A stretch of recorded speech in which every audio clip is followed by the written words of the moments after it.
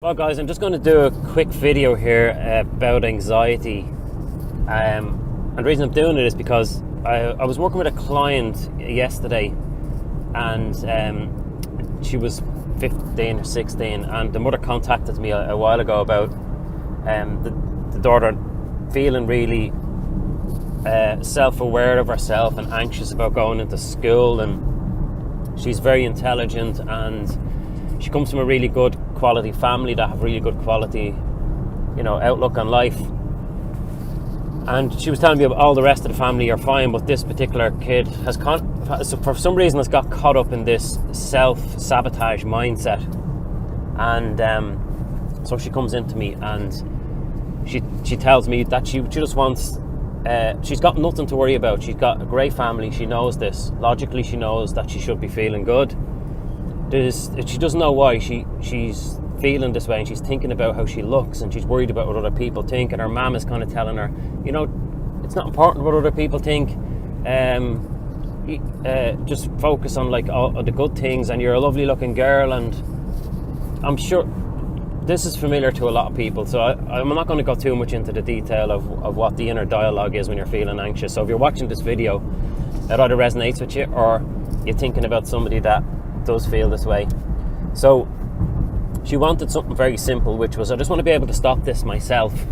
Very interesting, because there's not many people that have those resources inside of them to be able to stop it themselves. And what I do is I help people to unlock this feeling from inside of them. So if you think of standard therapy and talk therapy and logical thinking, when someone's telling you, you should do this, there's a more powerful part of the mind that has hold of that feeling, and the feeling will always override the logic. So what I did was, and it happened very quick, and it blows me away still to see how fast that I'm able to help people to change from the inside out. I worked with her through her own belief system and got her to unlock the resources within herself to be able to pay attention to what is important. People that struggle with anxiety, anxiety is focused imagination. If there's no real threat in the person's life, then anxiety is focused imagination. So what I help people do is to find the resources within them. It's more than that. When I'm working through somebody and I'm getting them to break down their own structure of how they see things, I'm actually filling in a lot of information that's missing from the mind. So if you look at the mind as a map, and the map that you hold within in your mind, so if your life is stressful and your life is unfulfilling, it's not the world that's causing you to feel that way. It's the worlds that you hold within your mind. It's the inability to be able to filter out certain information that's not that important, and the ability to filter information that is important. Because remember, we're all going to travel through this timeline. We're all going to get to the end. Your quality of attention defines your quality of life. So what I've noticed is when I'm working with people, and I've really put this down into a kind of I don't like structuring things, because I don't like making structures. Everybody's different. So what I noticed is I started to detail this stuff out and started to figure out what the structure of it was, because I was doing it automatically and without any structure. So I kind of decided to script it out of what the start, middle and end of this process is that people are doing inside their mind. It's not just kids. It's very rarely that I meet somebody that actually is able to do what I do within my mind, to pay attention to the important things in my life and to screen out things that aren't that important, but still being aware that things are bad outside. I'm not denying that, but I don't feel it.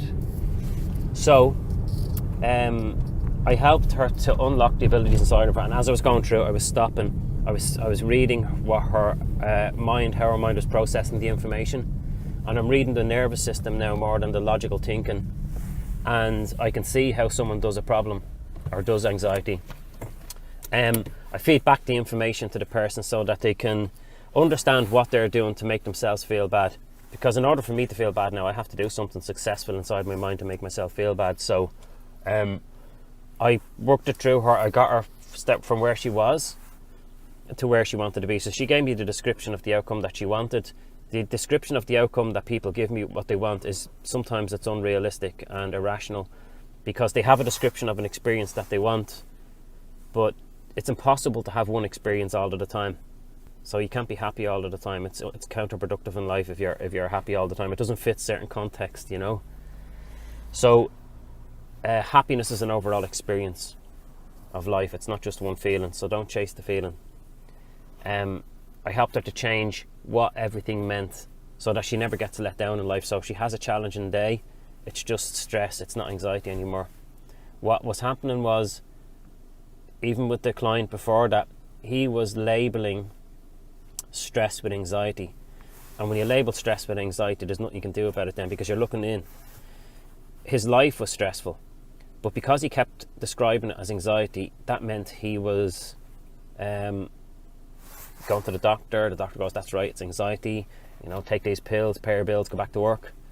And he went through 2 years like that. And then after we got outside of the feeling that you're connected to the problem, so that you can see the whole picture clearly, he realized that it was his job that he needed to change. Now imagine going through your whole life staying in a job that you hate, not realizing that the job is causing you to feel how you are feeling, but you can't change your job because you're feeling too crap to make a decision.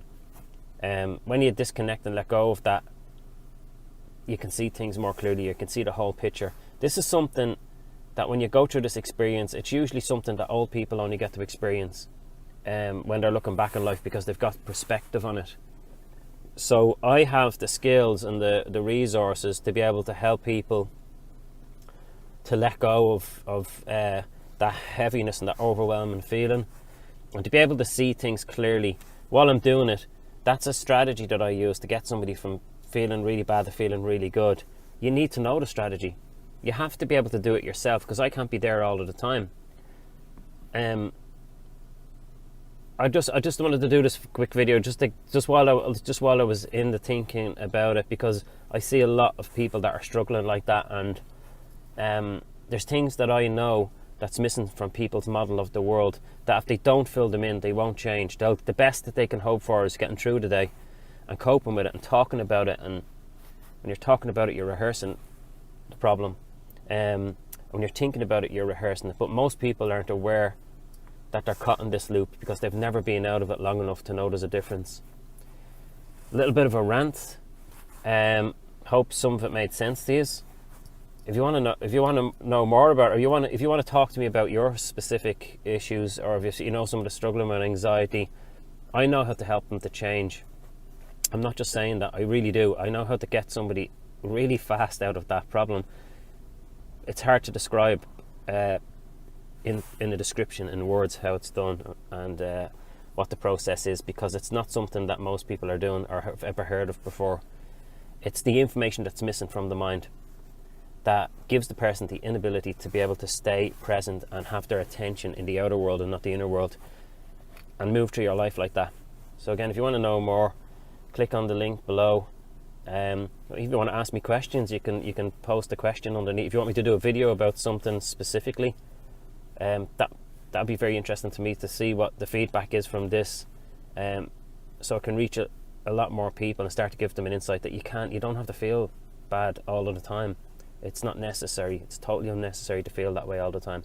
So if you want to know more, if you've got specific questions that you want to ask me, just reach out to me, write a message underneath this video, and I'm going to be doing more videos like this, so stay tuned.